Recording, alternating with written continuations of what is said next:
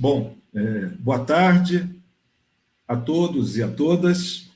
Nós estamos começando mais um programa do Pauta Brasil, que é transmitido pelas redes da Fundação Perseu Abramo, do Partido dos Trabalhadores, do site 247, do TCM e da revista Fórum. O tema de hoje é a questão do fascismo, né?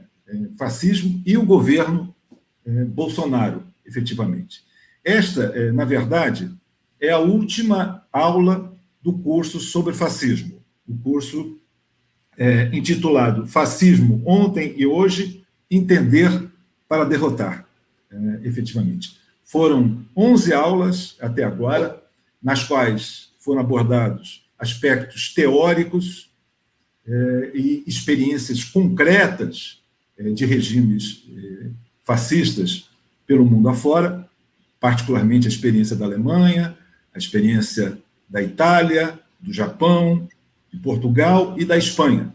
E, finalmente, a experiência brasileira, a ditadura de 64 e, agora, o governo Bolsonaro. Esse curso teve a curadoria do Grupo GEMARX, grupo da Universidade de São Paulo, da USP, trabalha os temas relativos à história e à economia política, e está hoje aqui conosco o curador do curso, professor Lincoln Seco. E a nossa convidada de honra é a nossa sempre querida e admirada presidenta Dilma, que muito nos honra com a sua presença nessa aula de hoje aqui, né? Então, essa é a aula, digamos, de encerramento do curso. Mas o curso continuará disponível na nossa plataforma de EAD, nas páginas da Fundação Perseu Abramo. Tanto este curso quanto o curso de comunicação digital.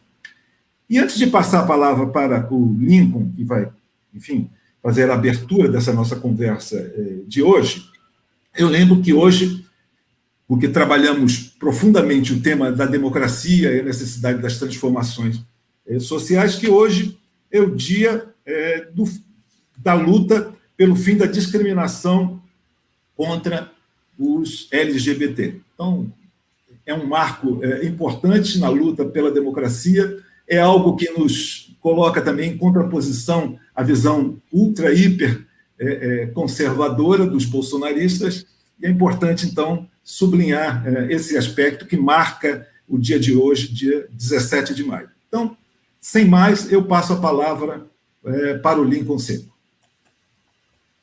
Muito obrigado, Jorge. Eu queria, em primeiro lugar, dizer que é uma honra, especialmente para um historiador, estar presente de uma grande personagem da história do Brasil, que eu estudo, né? A presidenta Dilma Rousseff. Não é sempre que o historiador tem essa oportunidade. Queria cumprimentar a você também, Jorge Bittar, pela gentileza do convite. Também os funcionários da Fundação Perseu Abramo, o Julian Rodrigues, que ajudaram no curso, e os professores que deram a maior parte das aulas, né, o Fernando Sarte Ferreira e a Rosa Gomes. Eu queria dizer que o curso sobre fascismo, depois de abordar essas diversas experiências históricas que você citou, chegou a pelo menos 3 características ou, digamos assim, problemas fundamentais que apareceram nessas várias experiências. Eu acho que a primeira coisa que eu gostaria de ressaltar, para quem já viu o curso, mas para quem vai ver também, é que nessas experiências sempre transpareceu a ideia de que não se pode falar de fascismo sem falar de capitalismo. Ou seja, não existiu fascismo no século XIX, né? O fascismo ele foi um produto conjuntural da Primeira Guerra Mundial, né? Uma confluência de fatores levou à emergência daqueles movimentos, especialmente os desmobilizados de guerra, as classes médias ressentidas, as elites econômicas que desertaram dos seus partidos tradicionais, o que levou a uma crise do sistema político nos anos 20. Mas, além de ser um fenômeno conjuntural, ele é um resultado estrutural do capitalismo, especialmente na sua fase imperialista, né? E por isso ele é um fenômeno do século XX e também do século XXI.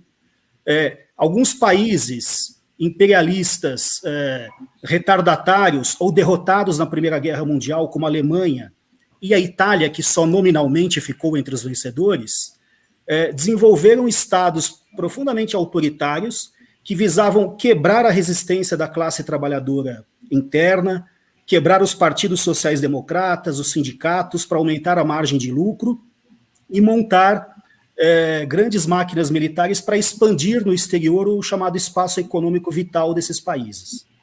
Então, acho que essa é a primeira característica que nós encontramos em vários desses países. Mesmo em casos como Portugal e Espanha, que são países mais periféricos na Europa, Portugal tinha um império colonial, né, e a Espanha tinha perdido recentemente o seu império colonial, mas era um estado agressivo no norte da África. Bom, a outra acho que característica que chamou a atenção no nosso curso é que o fascismo, em todos os casos, é profundamente irracionalista. Ou seja, esses movimentos eles desenvolveram técnicas racionais, sem dúvida nenhuma, de manipulação daquilo que há de irracional nas massas, especialmente nas camadas médias, em momentos de crise generalizada, crise de valores, crise econômica, crise das instituições. Então, numa situação assim, o discurso fascista ele tem uma racionalidade, porque ele desenvolve técnicas de propaganda, técnicas de manipulação, mas ele mobiliza aquilo que há de irracional nas pessoas. Mesmo se nós apanhamos o caso da Alemanha, né, que desenvolveu talvez o tipo de fascismo mais monstruoso, a Alemanha, quer dizer, o nazismo alemão, ele colaborou para que os capitalistas recuperassem sua margem de lucro, que os capitalistas lucrassem com as compras do Estado visando a guerra. Mesmo algumas regiões ocupadas, como a França, teve uma burguesia colaboradora com a burguesia alemã, ou seja, havia uma racionalidade ali, mas, em última instância, o nazismo levou a Alemanha à derrota e à destruição quase completa.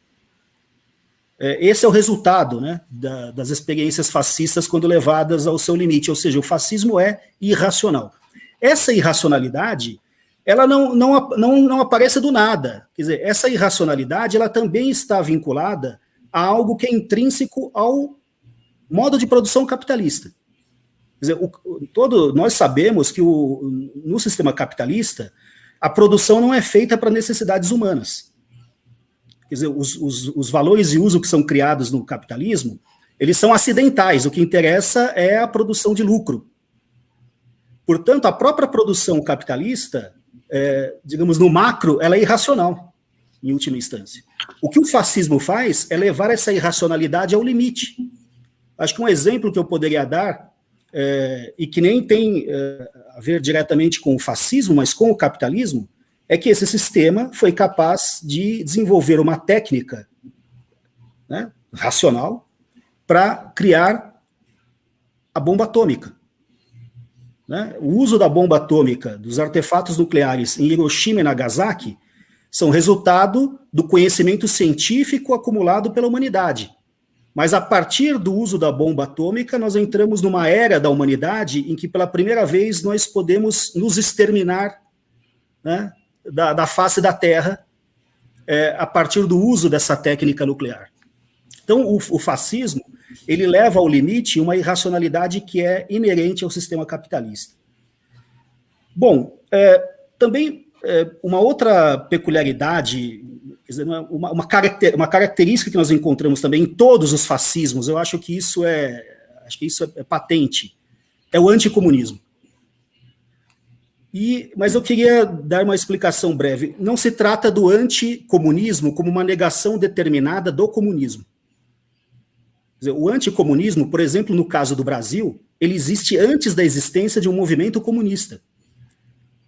Quem faz uma pesquisa nos discursos parlamentares do século XIX do Brasil, nos jornais do século XIX, encontra um discurso anticomunista que vinculava o comunismo ao abolicionismo, por exemplo. Para se ter uma ideia, até mesmo um dos gabinetes do Pedro II foi acusado de comunista, né? Ou seja, o anticomunismo não é o anticomunismo específico, né? Ele pode ser antiliberal, pode ser antimaçônico, pode ser anti qualquer coisa. Na nossa época é o antipetismo. Bom, será que essas características, é claro que há muitas outras, não dá tempo aqui da gente abordar, elas estão presentes no fascismo brasileiro? O que foi a experiência fascista brasileira? Nós tivemos várias, né? Desde o início dos anos 20, quando surgem os primeiros bandos proto-fascistas no Brasil, até o surgimento do integralismo, depois do Partido da Representação Popular, que foi o partido do Plínio Salgado nos anos 50, a candidatura Enéas Carneiro, que é bastante esquecida, mas o Enéas tinha um discurso muito próximo do fascismo. Para quem não sabe, o Enéas era um cardiologista que foi militar e que fazia um discurso ultranacionalista nos anos 90. Em geral, essas experiências fascistas, elas combinaram a defesa da família, da propriedade, da tradição, o estressamento da legalidade, e, portanto, o uso da legalidade combinada com a ilegalidade muito próxima. Foi o caso do integralismo, é o caso do bolsonarismo. Há uma zona cinzenta entre legalidade e ilegalidade, mas esses movimentos, assim como foi o alemão e o italiano, eles são movimentos eleitorais também. Eles são movimentos que participam da vida política legal. Eles ameaçam a democracia no interior da democracia. Ora, o bolsonarismo é exatamente isso, ele combina essas três características que eu citei, ele agrega ainda outras, e para terminar eu diria que ele agrega uma, que talvez seja a mais monstruosa que nós encontramos em alguns movimentos fascistas, que é o culto à morte, que é algo que aparece muito especificamente no franquismo da Espanha, mas também no nazismo, né? E isso me chamou muita atenção, porque todo mundo viu, no ano passado, que esse culto à morte, ele foi transformado em prática de Estado, em política de Estado, até um estudo da Faculdade de Saúde Pública da USP, que demonstrou que há uma estratégia institucional do governo em provocar a morte de centenas de milhares de brasileiros. Portanto, nós estamos diante de um movimento fascista que chegou ao poder, que combina várias características monstruosas do fascismo, incluindo o culto à morte, mas que ainda não se trata de um regime fascista, né? Nós estamos diante de um movimento fascista no poder.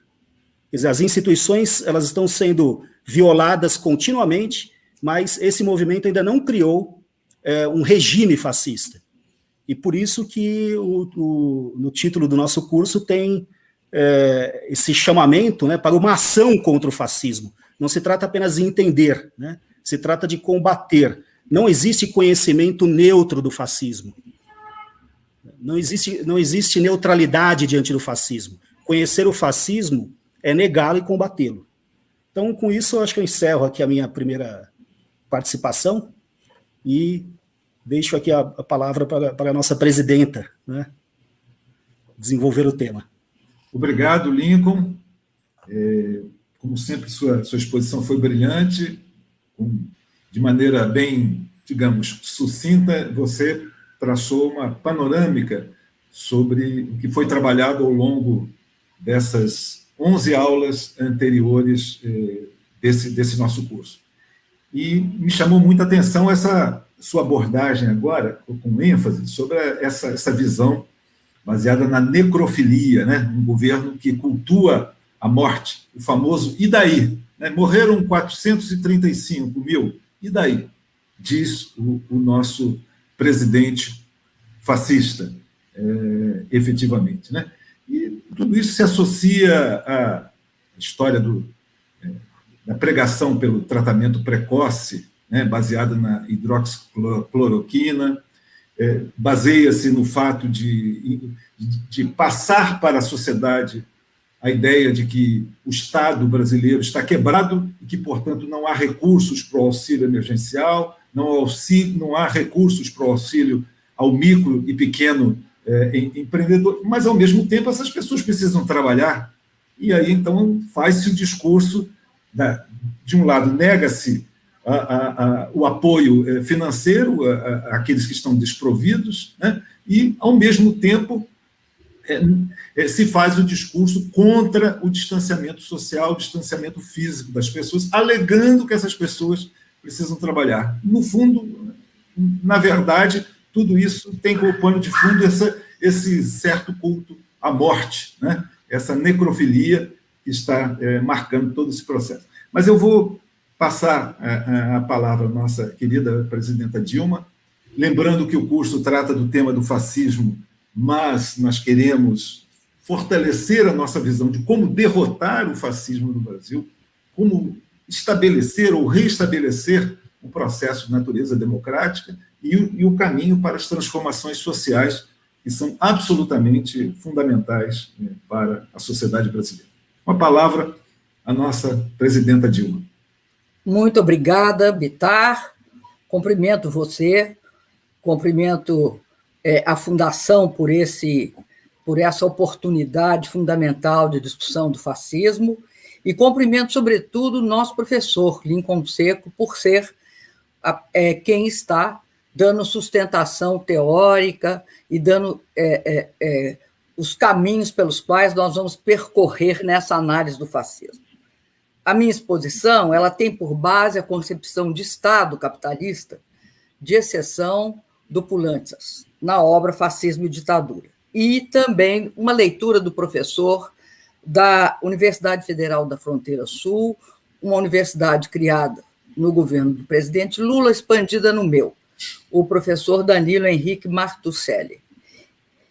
E todas as discussões recentes a respeito dos militares e da crise brasileira, notadamente da coletânea do José Roberto Martins Filho.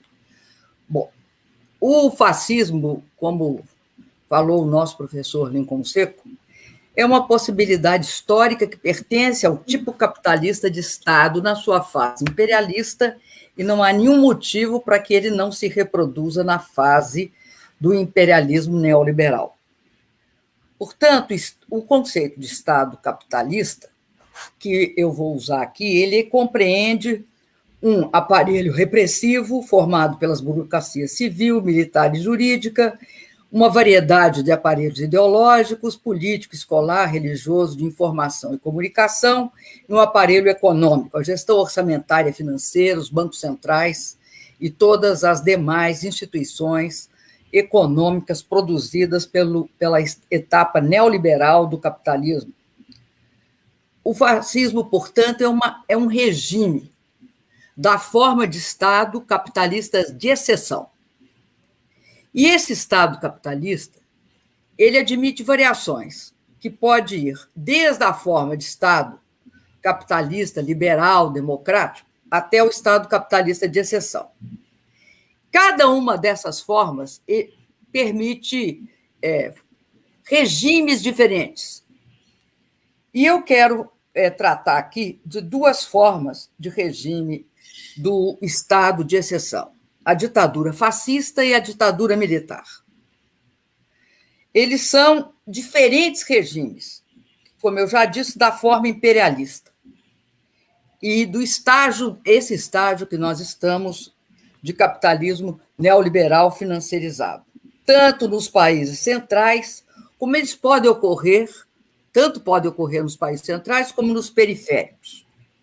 E podem assumir combinações distintas entre a instituição repressiva, a policial, militar, jurídica, etc., e os diferentes aparelhos ideológicos e a forma pela qual a única coisa que não varia é o quadro, no caso atual, no caso passado, do imperialismo naquele momento histórico e atualmente do capitalismo neoliberal financiarizado. A gente pode observar isso, por exemplo, no regime fascista espanhol, que dominava a igreja e o aparelho repressivo militar. No fascista italiano, principalmente, o partido e o aparelho repressivo. Na Alemanha, o partido e a polícia política, que ela tinha maior dominância dentro do aparelho repressivo. Eu, portanto, não acho que qualquer discussão sobre essas formas ela se restringe aos anos 20 ou aos anos 40 do século XX. Ele pressupõe, o fascismo, como mostrou o Lincoln, ele pressupõe algumas questões. Eu vou falar mais de instituições do que do âmbito dos valores. Ele pressupõe, por exemplo, um partido de massa, que mobiliza permanentemente as massas populares. E também pressupõe relações muito fortes, mas dentro do mesmo bloco, entre o aparelho partidário e o aparelho repressivo. No início do processo, ou seja, na fase em que ele está se implantando, domina geralmente o aspecto partidário, a mobilização das milícias. E depois, os aparelhos de Estado, propriamente dito, vão ser dominantes. O fascismo, ao contrário das ditaduras militares, chega ao poder geralmente de modo constitucional, ou seja, tanto Hitler como Mussolini chegaram ao poder segundo regras e normas jurídicas do regime democrático parlamentar. O mesmo ocorreu com Bolsonaro.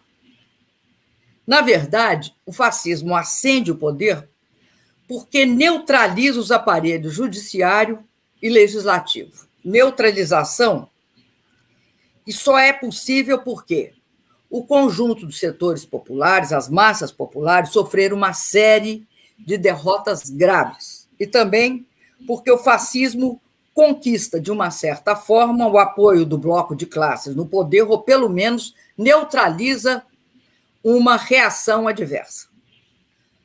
Durante o processo de fasticização, vou criar um neologismo, o aparelho repressivo do Estado parece perder parte de seu monopólio do exercício da força e da violência, em proveito de milícias privadas. No entanto, deve ficar claro que só o bloco no poder lucra com esta questão, pois há clara conivência e relações cúmplices entre o aparelho repressivo e as milícias, porque é o Estado, em última instância, que as arma, ou que deixa elas se armarem. Uma das perguntas mais importantes que cabe responder é: quais são as condições históricas que permitem a emergência do fascismo? E o advento do fascismo, ele pode acontecer em qualquer etapa histórica? Eu acho que o Lincoln já respondeu. Só pode ocorrer na etapa histórica do capitalismo e na sua fase imperialista. E agora, também na fase neoliberal. Na fase neoliberal, pela pronunciada desigualdade que ela engendra, pela pronunciada corrosão da democracia e pela pronunciada emergência da ultradireita. Mas algumas questões devem ser assinaladas. Primeiro, a derrota estratégica prévia do movimento operário popular, o que significa que o processo de fascistização não ocorre quando há um forte movimento operário popular organizado e situado na ofensiva política. Para o fascismo ser viável, tal movimento deve encontrar-se na defensiva política. Assim, não faz sentido pensar a conjuntura aberta pelo processo de crescimento do fascismo como um momento marcado por algum tipo de polarização, como, por exemplo, pensou a Terceira Internacional entre fascismo e socialismo. Não, a fascistização só deita raízes nos lugares em que se depara com o movimento operário e popular debilitado e com organizações sindicais e partidárias com dificuldade de exercer a representação de amplas bases de trabalhadores. Por quê? Porque houve uma ofensiva política da burguesia, do conjunto do bloco no poder e de todos os seus aliados contra os setores do povo ou os setores operários populares, camponeses, em meio a um processo de crise de hegemonia no seio do bloco no poder. Ou seja, o bloco no poder, no nosso caso, queria a agenda liberal totalmente implantada. O que permite também, o que é muito importante sinalizar, a emergência da pequena burguesia como força social organizada, ou no partido fascista, ou em um tipo de movimento que prega a fasticização da sociedade. E, finalmente, pela constituição da aliança entre o grande capital e os setores médios da sociedade, os setores, as frações de classe médias. Aliás, Pulantzas diz o seguinte, que há um ponto de não retorno da fascistização quando essa aliança se solidifica. Não impedir que se solidifique essa aliança é uma forma fundamental de conter o processo crescente de fascistização de uma sociedade determinada. E aí você tem também algo que eu acho interessante neste processo, os diferentes papéis e as diferentes funções que, num determinado Estado, as diferentes classes sociais, os diferentes setores, segmentos podem cumprir. Primeiro, a função de fração de classe hegemônica, a função de fração de classe reinante e a função de classe detentora do Estado. A fração hegemônica é a fração do bloco no poder que detém prioridade sobre a política estatal. No caso brasileiro, seria a dominação do aparato do Estado pela fração financeira da grande burguesia industrial, agrícola e de serviços completamente financiarizada. Já a fração de classe que reina, a reinante na cena política, é muito mais as representações políticas, que podem ter o componente de classes médias ou de setores da fração dominante. No governo Temer, por exemplo, seria a aliança entre PMDB e PSDB. No governo Bolsonaro, o Centrão.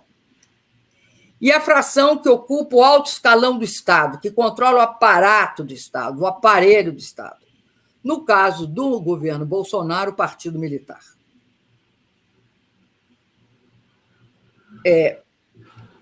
O processo de fascistização é sempre marcado por uma crise de hegemonia, alguns chamam de crise catastrófica. E o regime estabelecido vai permitir a constituição de uma nova hegemonia ou vai reafirmar e reforçar a hegemonia anterior, que estava posta e que, por algum motivo, tinha fragilidades. No nosso caso, seria a execução do programa neoliberal. E é importante destacar que é fundamental essa análise para você observar que é uma trama complexa entre as distintas dimensões do processo político e das frações de classe, dos movimentos, das representações partidárias políticas que ocupam o espaço. Por exemplo, nós temos de discutir quem detém o poder político e a prioridade sobre a política estatal. Quem exerce a dominação ideológica na cena política, quem executa a política estatal. Além disso, há uma diferença fundamental entre a fase em que o fascismo está tentando se implantar e a sua implantação definitiva. No nosso caso, nós estamos na fase em que ele busca se implantar.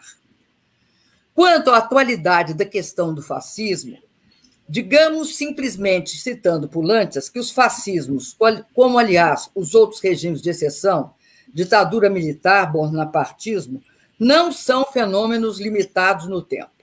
Podem muito bem ressurgir atualmente, mesmo nos países latino-americanos ou europeus, na medida que se assiste a uma grave crise, no nosso caso atual, do imperialismo na sua fase neoliberal. Crise que atinge o próprio centro do sistema. Portanto, o ressurgimento do fascismo continua possível hoje, mesmo que ele não tenha as mesmas formas, exatamente as mesmas formas históricas que ele se revestiu no passado. Como nós estamos vivendo esta fase, aqui no Brasil, essa fase do imperialismo neoliberal e financiarizado, Vamos agora ver o que acontece especificamente no Brasil. Como mostrou o nosso professor, nós temos duas linhas de projetos históricos que representam o Estado capitalista de exceção, que se desenvolvem paralelamente. Não é a mesma coisa, mas se desenvolve paralelamente com influências recíprocas. Uma é o integralismo, surgido nos anos 30, com Plínio Salgado, de corte claramente fascismo, vamos chamar de tradicional. E o outro é uma ditadura militar, que emerge dos padrões da Guerra Fria. Eu falo da Guerra Fria porque tem a ver com o surgimento da União Soviética e daquele momento histórico específico.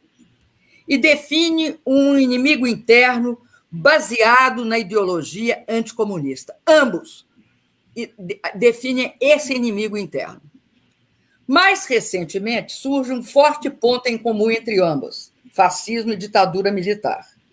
Trata-se das concepções da direita norte-americana, com destaque para o marxismo cultural, que criminaliza os movimentos sociais, e também a visão da guerra híbrida sendo praticada de alguma forma, que substitui a concepção de guerra revolucionária adotada anteriormente por setores expressivos do Exército Brasileiro.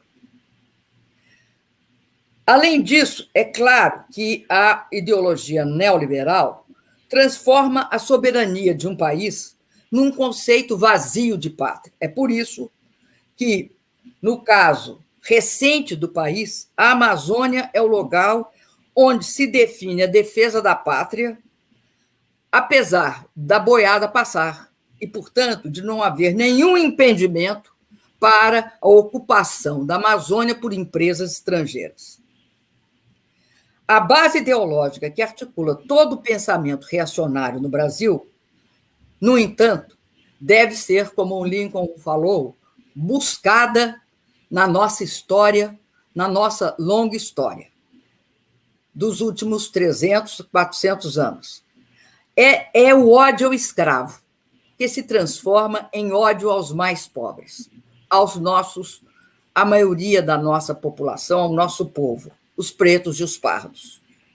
O escravo negro é eternizado, como diz o Gessé, nas massas majoritariamente mestiças e negras, com escolaridade precária, condenadas ao trabalho desqualificado e semiqualificado.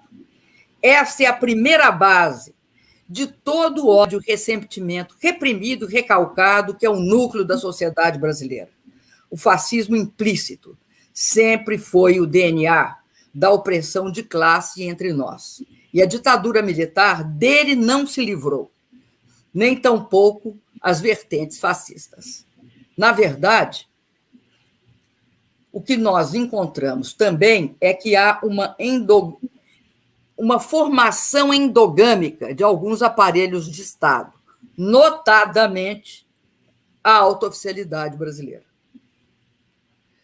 A nossa primeira constatação, portanto, é que no Brasil estamos em pleno processo de fascistização. A segunda é de que é um bloco fascista, que é mais movimento que partido. E também há um partido militar, né, herdeiro de todos os processos de intervenção militar, em especial da ditadura, que ocupa, de fato, o aparelho de Estado, ou seja, uma burocracia estatal militarizada, com nada mais, nada menos do que mais de 100 mil cargos nos altos postos da administração pública e abrangendo ministérios estatais e agências reguladoras e, segundo consta, também com 11 mil cargos de comissão.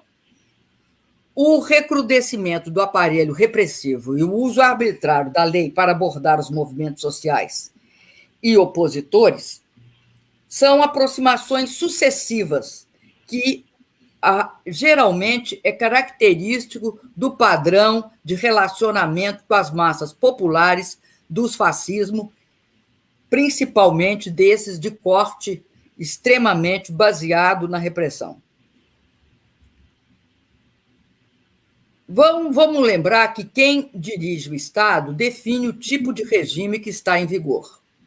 Na ditadura fascista, porque todo fascismo é uma ditadura, o ramo que assume esse papel é a polícia política. Na ditadura bonapartista é a burocracia civil, e na ditadura militar é a burocracia militar.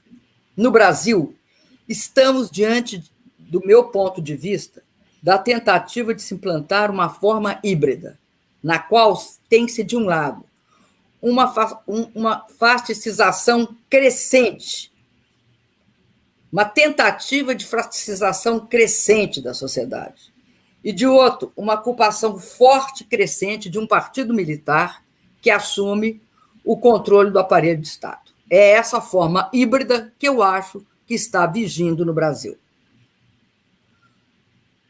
O golpe de 16 foi desencadeado para cessar o controle do aparelho de Estado no Brasil e, assim, fazer as reformas neoliberais.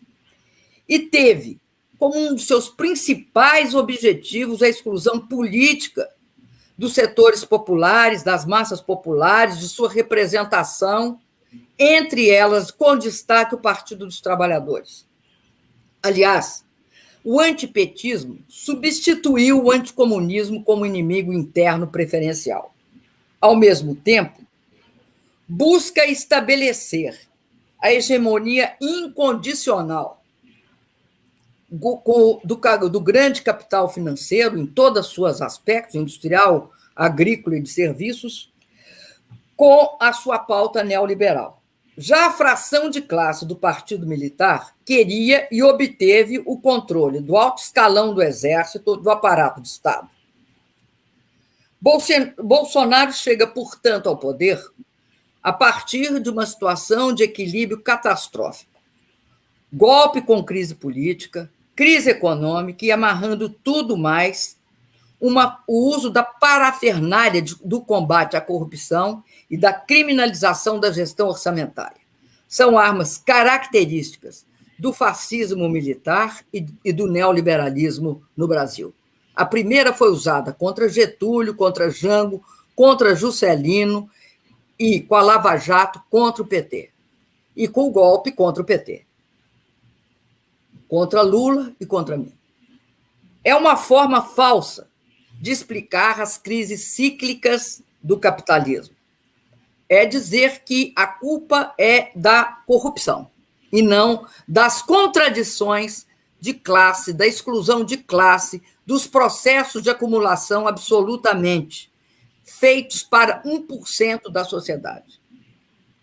A criminalização dos partidos e o ódio difundido pelos meios de comunicação contra a política, constituíram o pano de fundo da corrosão da democracia. A outra, ou seja, a criminalização do exercício da gestão orçamentária, é uma exigência dos tempos neoliberais, que querem implantar, literalmente, o controle total do orçamento e do gasto público e do dinheiro público pelo setor financeiro. O golpe de 2016 foi o pecado original de um processo que ainda está em andamento e que teve até agora 4 atos. Considerando que o primeiro ato é o impeachment sem crime de responsabilidade, diante do fato de que, por 4 eleições presidenciais consecutivas, nós tínhamos rejeitado a agenda neoliberal nas urnas. E agora o golpe é a forma de encurtar o caminho e adotá-la. E eu quero só destacar, entre as coisas de destruição das conquistas do país que já o golpe promoveu, eu quero destacar a questão do teto dos gastos. Porque a emenda do teto dos gastos, ela inscreve na Constituição o congelamento, em termos reais, por 20 anos, de todas as despesas. E, com isso, por 20 anos, ela retira o povo do orçamento, retira a cidadania das decisões sobre destinação do dinheiro público e coloca na direção dos destinos do dinheiro público a fração do grande capital financeiro. É a emenda dos gastos que opera esse controle. Nós vamos ter, com a aprovação da independência do Banco Central, mais uma pedra nessa estruturação.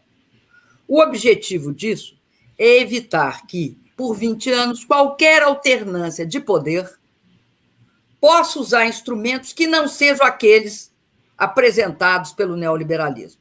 Portanto, acabar com o teto dos gastos é uma exigência total. Nós sabemos o que fizeram com o mercado de trabalho, instituindo a precariedade, instituindo também o trabalho intermitente, destruindo os sindicatos, porque corroeu a base de financiamento dos sindicatos. Nós sabemos o que fizeram com o meio ambiente, passando a boiada, destruindo a fiscalização, acabando com o controle de satélites, comprometendo as populações indígenas. Nós sabemos o que está sendo feito com a soberania, por exemplo, o que se faz com as empresas públicas como a Embraer, o esquartejamento da Petrobras numa solerte, e eles querem que seja disfarçada ou encoberta. Esse esquartejamento da Petrobras é para, de fato, transformar as nossas riquezas em pasto para os interesses estrangeiros. Bom, nós sabemos de todos os eventos coercitivos. O segundo ato desse processo, para a chegada do Bolsonaro, foi a interdição do Lula. Por quê? Para o fascismo surgir, ele cultuou o ódio, a intolerância e a violência. Quem cultuou isso? Todos esses segmentos interessados no início na agenda neoliberal. Eles não eram propriamente fascistas, mas a forma pela qual eles construíram o caminho neoliberal tornou o fascismo uma questão inexorável. Primeiro, porque ao tentar, né, a estratégia golpista dos liberais conservadores de criminalizar a política apoiantes na Operação Lava Jato e defender e liderar a realização das reformas impopulares do governo Temer, produziu como dano imprevisto e colateral a destruição da viabilidade política dos grupamentos de centro-direita e de direita. Eles deram um tiro no pé. Está aí, em 2018, o desempenho do senhor candidato à presidência Alckmin, com 4% de votos. Eles que eram os grandes opositores ao longo de todos os últimos quase 20 anos em relação ao Partido dos Trabalhadores.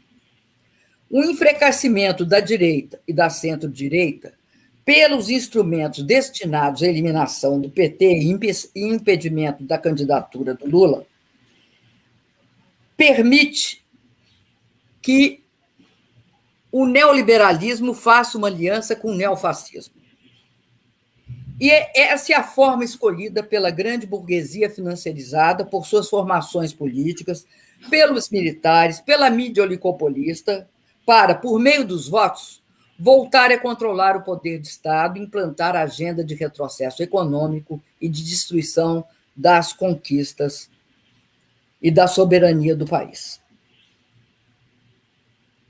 Nós sabemos o que o Moro fez, nós sabemos o prêmio que ele recebeu. A cabeça do Lula foi o pagamento e o prêmio posterior foi o Ministério da Justiça. Mas eles, nesse processo todo, estavam constituindo o substituto do anticomunismo. Estavam construindo o substituto. Qual é o substituto do anticomunismo? O antipetismo. O antipetismo é uma, vamos dizer, é uma leitura neoliberal do anticomunismo no Brasil. Nós éramos o alvo principal dessa perseguição, em especial o ex-presidente Lula, que, segundo todas as pesquisas, seria um candidato favorito nas eleições de 18. Sem a Lava Jato e sem a construção desse substituto, dificilmente o Bolsonaro teria sido eleito. Bom, mas o que baseia o Bolsonaro?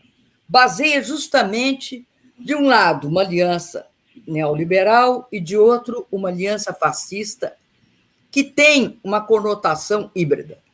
Porque, rigorosamente falando, não há um partido político fascista, que é essencial para você ter essencial para você ter um crescimento do fascismo. Então, o que há? Há um movimento, há uma relação do grupo presidencial com todo um conjunto de milicianos, de evangélicos, de alguns, né, evangélicos, no sentido de criar esse movimento com valores fascistas, com um nível de ódio, violência e uma autorreferência muito grande. Mas tem um fator de racionalidade nesse processo, ou de racionalidade, eu não gosto muito de trabalhar com isso.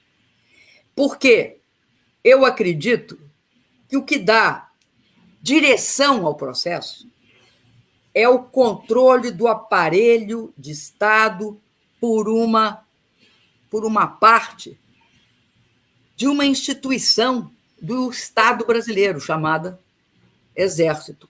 Mas não sobre a forma da instituição. É mais um partido, ou seja, é mais um partido militar. E como partido é uma parte, não é o todo. Principalmente com grande respaldo na alta oficialidade. Os segmentos que participam disso, né, dessa estratégia do partido militar, segundo o que se estuda recentemente, começa a partir da participação da família militar nas manifestações contra o governo democrático, o meu governo. Segundo o comandante, o ex-comandante do Exército, no seu livro, e também o fato de que houve, a partir de 2014, uma abertura dos quartéis à campanha do Bolsonaro. Mas isso eu acho que são destaques. O fato é hoje que esse controle é inequívoco. Presidenta, nós estamos muito próximos de encerrar. Pediria que a senhora... 9 minutos. 9 minutos.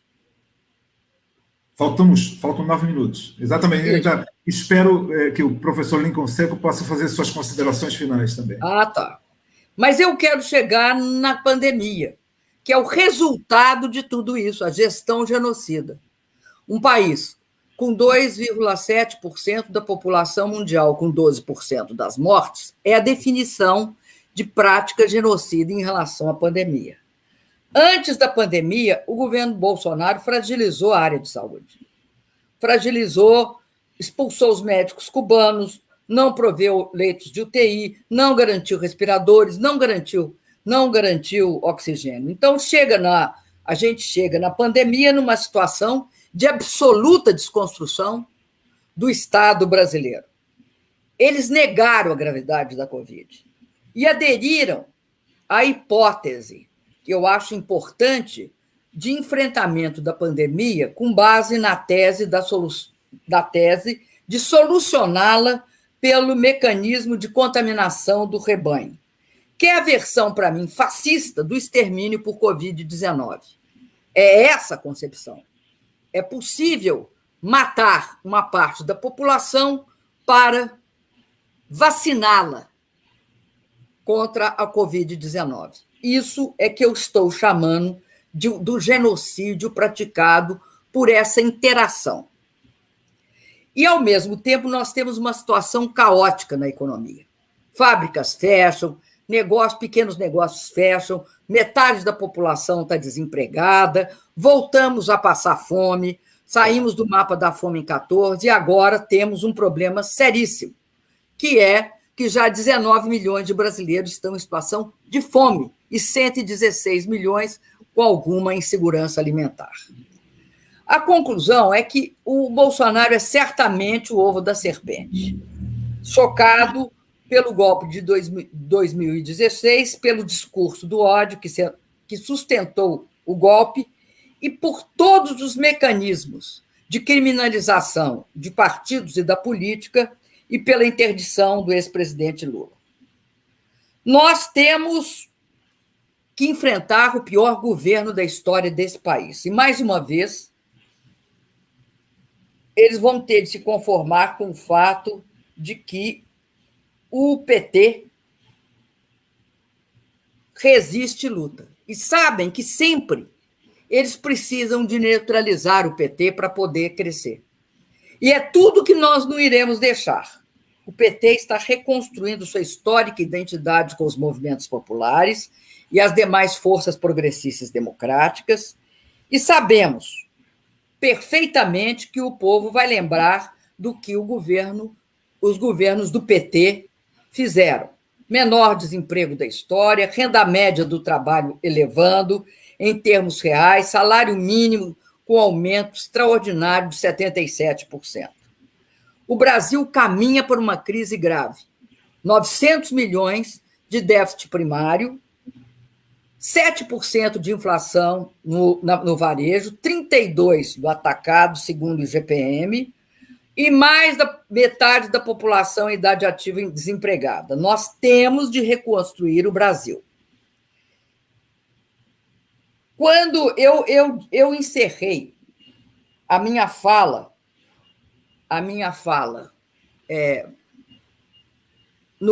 quando eu sofri o impeachment, dizendo que nós voltaríamos. E que nós voltaríamos, que era preciso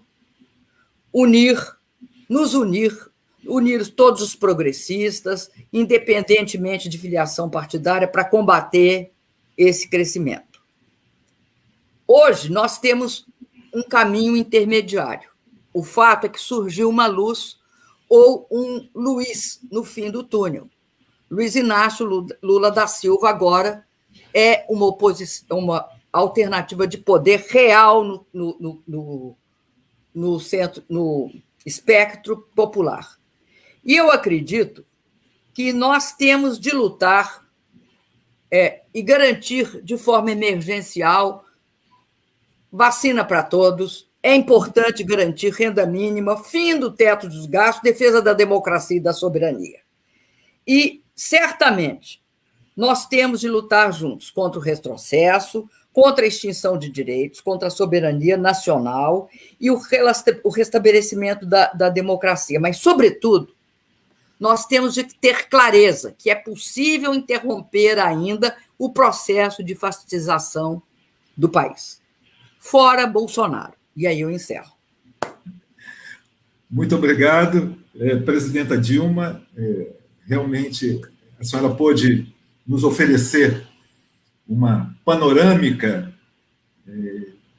do desenvolvimento do fascismo ao longo da história da humanidade, particularmente, né, nesse estágio que é imprescindível do capitalismo durante o estágio imperialista e agora neoliberal, efetivamente, e também trabalhar como que o fascismo se desenvolveu, e as ideias e ações fascistas se desenvolveram ao longo da história brasileira, caracterizando muito bem esse momento em que nos encontramos.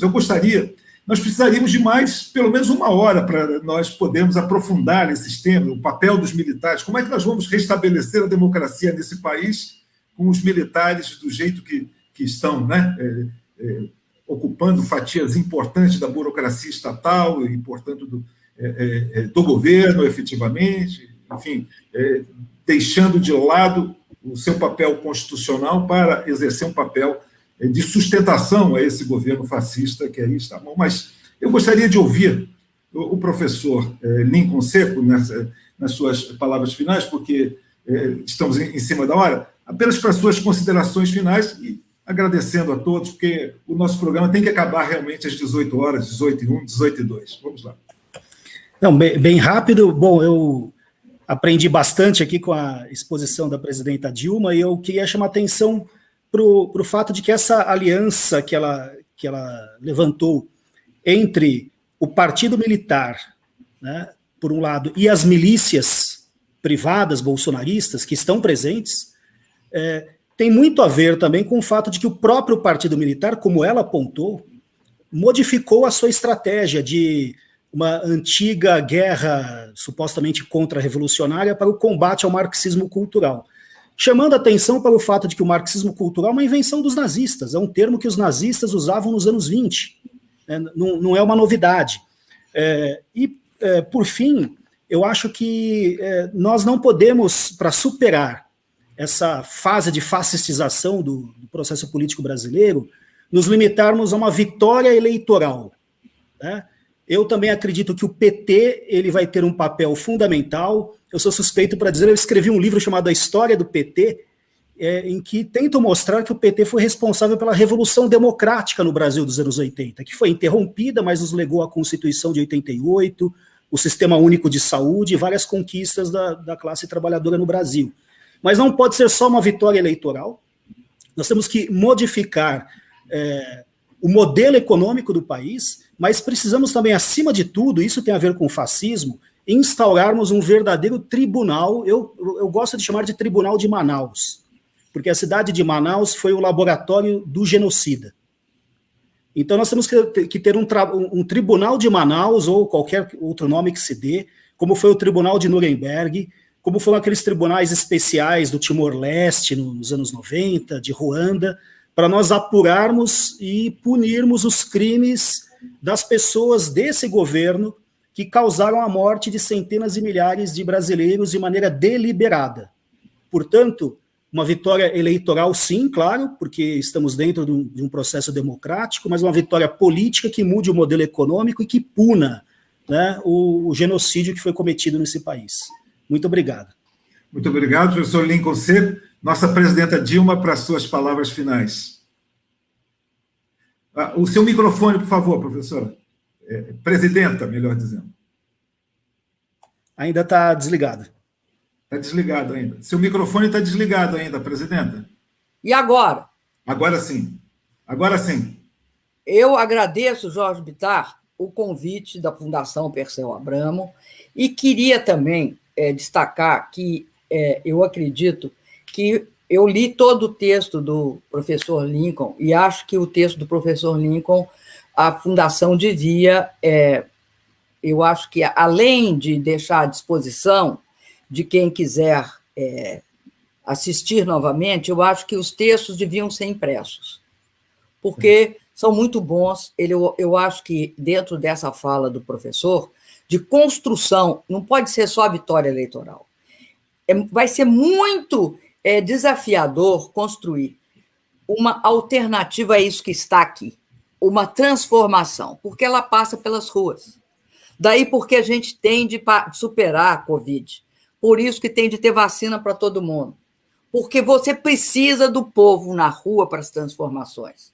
Elas não podem se dar como sendo uma transformação por cima, um acordo bem intencionado para dar um pouco de tintura liberal democrática. Não pode ser isso. Não pode continuar esse nível imenso de desigualdade. O Brasil sempre aquém do seu potencial. Sem povo na rua, nós não conseguiremos construir uma relação de forças que pode superar esse processo. Parabéns, professor Lincoln Seco, por seu destaque. Tá ótimo. Professor Lincoln, presidenta Dilma, obrigado a ambos. Fica aqui a sugestão de que a gente possa, eventualmente, editar um livro da Fundação Perseu Abramo que possa conter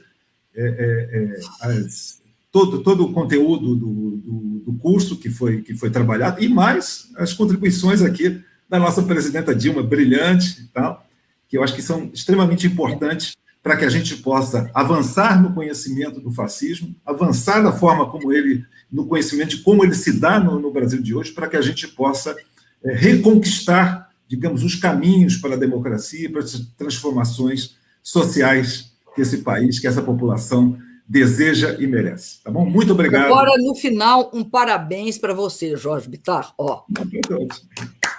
Valeu. Tchau, tchau. Tchau.